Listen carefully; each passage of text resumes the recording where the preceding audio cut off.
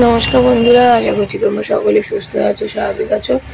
আর আমাদের কথা কি বলবো, আমরা এই তো এরমই আছি। আবার আমি কালকে চলে এসেছি মায়ের কাছে। তো এসেছি, কিন্তু এখন সকাল সকাল মামামকে নিয়ে যাচ্ছি ডক্টরের কাছে। কালকে দুপুর থেকে হঠাৎ করে ওর জ্বর আসে, আর এতই জ্বর আসছে 4-4.5 ঘন্টা অন্তর অন্তর ঠিক জ্বরটা চলে আসছে। কোনো সর্দি নেই, কোনো কাশি নেই, হঠাৎ করে একটা জ্বর কীভাবে উটকো আসলো বুঝতে পারছি না। তাই আমরা সকাল সকাল, এখন সকালে 9টা মতো বাজে, যাকে দেখাই তার প্রাইভেট বাড়ির চেম্বারে অমরপল্লীতে, ওখানেই দেখাবো।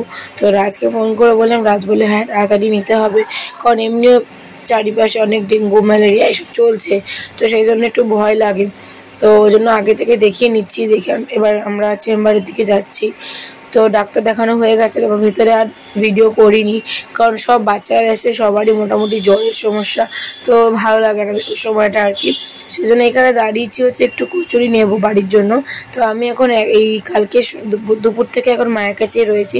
ভেবেছিলাম 10-12 দিন থাকবো, মায়ের জন্য করব সব কাজকর্ম, কিন্তু এখানে এসে মামামি বাড়ির থেকেই জ্বর নিয়ে এসে, তো মাকেও সামলাতে মাকেও সামলাতে একটু কঠিন হয়ে যাচ্ছে।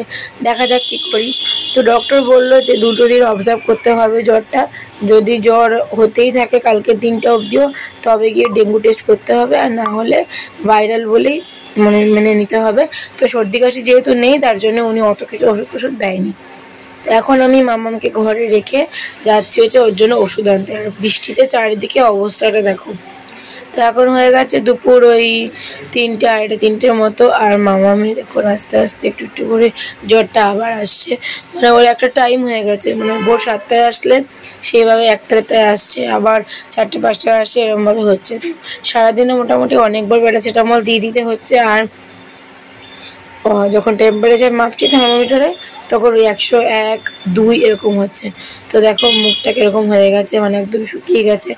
জ্বর হলে বাচ্চারা এর বেশি কী হতে পারে, তো ঠিক নেই আর কি। মাম্মা জানি না এরকম কেন হলো। আর এখানে দেখো মামামের বলতে না বলতেই, তোমাদের সাথে কথা বলতে না বলতেই জ্বরটা চলেই এসছে। আর ওর একবার জানুয়ারি মাসে তরকা হয়েছিল, তোমরা সেটা জানতে। তো সেই হিসাবে আমি, ওই ডাক্তার আমাকে বলেই দিয়েছে যখনই জ্বর উঠবে 101 হয়ে গেলেই ওকে কিন্তু তাড়াতাড়ি করে জলপট্টিটা দিতে হবে। তো তাই জন্য ওকে জলপট্টি আর কি দিয়ে দিচ্ছি, আর মুখটা মুছিয়ে দিচ্ছি। তোমরা দেখলেই বুঝবে ওর মুখ চোখ এরকম লাল হয়ে গেছে।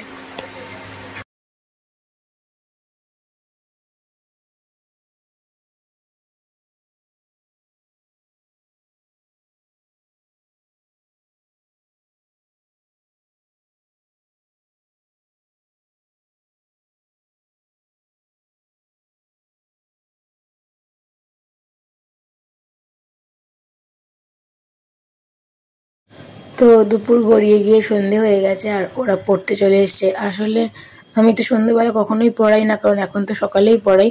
যেহেতু আমি এখানে এসছি, আর আমাদের সকালবেলা বাবা ঘুমায়, মাম্মাম ঘুমায়, ওই জন্য ওই সময় অসুবিধা হবে। তো সেই জন্য আমি বিকালেই বলে দিয়েছি পড়ার জন্য, তাই বিকালেই পড়তে এসছে। আর এখানে মামাম দেখো আমার কোলে শুয়ে শুয়ে দুধ খাচ্ছে।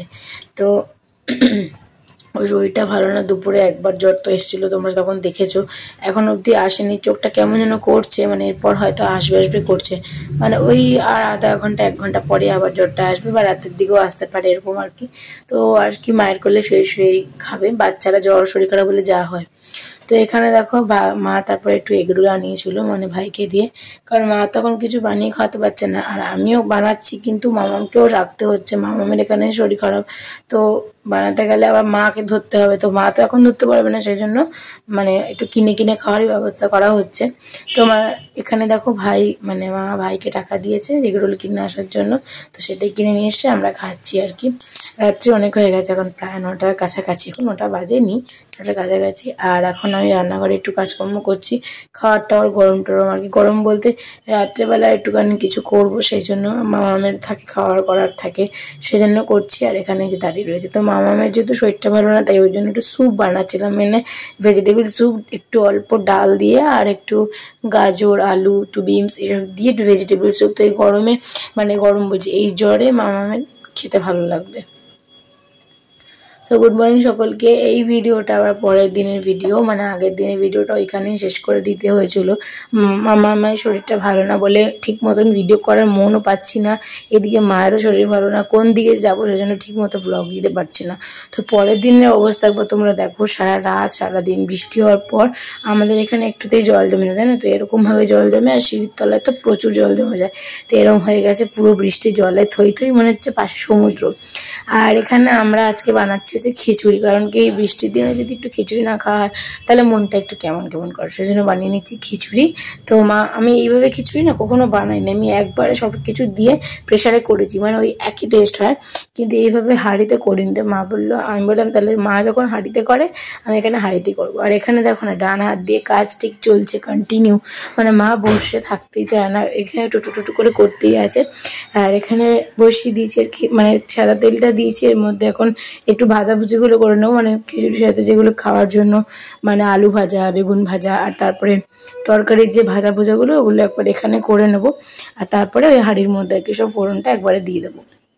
আমাদের মুগ ডালটা হালকা সেদ্ধ হচ্ছে, তো এখানে আলু ভাজা দিয়ে দিয়েছি। মানে খিচুড়ির সাথে আজকে আমরা আলু ভাজা খাবো, বেগুন ভাজা খাবো, তার সাথে ডিমের অমলেট, আর তার সাথে পাঁপড় ভাজা। তো খুব ভালো একটা কম্বিনেশন। আর বৃষ্টির দিনে দেখবে খিচুড়ি খেতে ভীষণ ভালো লাগে। আমি তো সত্যি একদম খিচুড়ি, মানে আমার যে খিচুড়ি কী ভালো লাগে আমি কাউকে বুঝিয়ে উঠতে পারবো না, এত ভালোবাসি। তো মানে বাইরে যদি কখনো ভোগ হয়, ঠাকুরের ভোগ দিচ্ছে, আমি যেন খুঁজতে থাকি কোথায় ভোগ দিচ্ছে, একটু আমি যদি পেতাম, কিন্তু সব জায়গায় তো পাওয়া যায় না। তো আগেও হতো কোথাও ভোগ দিলে ঠিক ভগবানই মানে আমাকে ব্যবস্থা করে দিত। আমি আর আমার ঠাকুমা আমরা দুজনই এত খিচুড়ি ভালোবাসতাম যে কী বলবো, ভীষণ পরিমাণে। যাই হোক, এখন দুপুর ওই 2টো 1:30 মতন বাজে, স্নান টান করে শুয়ে রয়েছি। মানে শরীরটা একটু কেমন টায়ার্ড টায়ার্ড লাগছে আসলে। মামার পেছনে একটু খাটনিটা একার ওপর হয়ে গেছে। আসলে বাড়িতে কি হয়, বাড়িতেও তো আমার একার ওপরে খাটনি পড়ে, কেউ তো হেল্পের নেই, কিন্তু এখানে এসে মামা একটু জ্বরে পড়ে গেছে, এবার জ্বরটার জন্য এবার শরীরটা খারাপ হয়ে গেছে। তো এখানে মারও অনেক কাজ রয়েছে, সেগুলোও করতে হচ্ছে, আবার তার সাথে মাম্মারও তো তার জন্য ডবল হয়ে গেছে। তো দেখা যাক কী করি, ভাবছি যে বাড়ি চলে যাব, মাকে যাতায়াতের মাধ্যমে আর কি এসে এসে করে টোরে দিয়ে যাব, তাহলেই হবে। কারণ মাম্মার শরীরটা ভালো না, তার মধ্যে মাম্মামের কী বক্তব্য বলো তো, এখানে এসে ও দিয়ার কাছে থাকবে, দিয়ার কোলে ঘুমাবে, দিয়ার কোলে উঠবে, এইসব করতে থাকে। তো ও তো আর বুঝতে পারে না যে দিয়ার শরীর খারাপ, হ্যাঁ দেখতে পাচ্ছে, বাট ওর তো এখনো বোঝার ক্ষমতাটা হয়নি। ও যদি বুঝতো যে না দিয়া পারবে না, তাহলে তো হয়েই যেত, কিছু করার নেই। তাই জন্য ভাবলাম যাই, গিয়ে পরে এসে এসে করবো।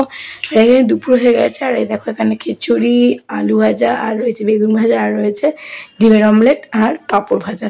তো নিয়ে বসে পড়েছি। মামামের খিচুড়ি আগেই খাওয়া গেছে। আর খিচুড়ির মধ্যে সবজি বলতে আমি দিয়েছি আলু, গাজর, টমেটো, কুমড়ো, মানে যা যা ঘরে ছিল আর কি, যা থাকা যায় তাই দিয়ে খিচুড়িটা বানানো যায়। তো এর সাথে তরকারি টরকারি আজকে করা হয়নি, শুধু এরকমই করা হয়েছে। তো চলো আজকের আমি ভিডিওটা এখানেই শেষ করছি, একদম দুটোকে মিক্সড করে তোমাদের সাথে শেয়ার করলাম। টাটা।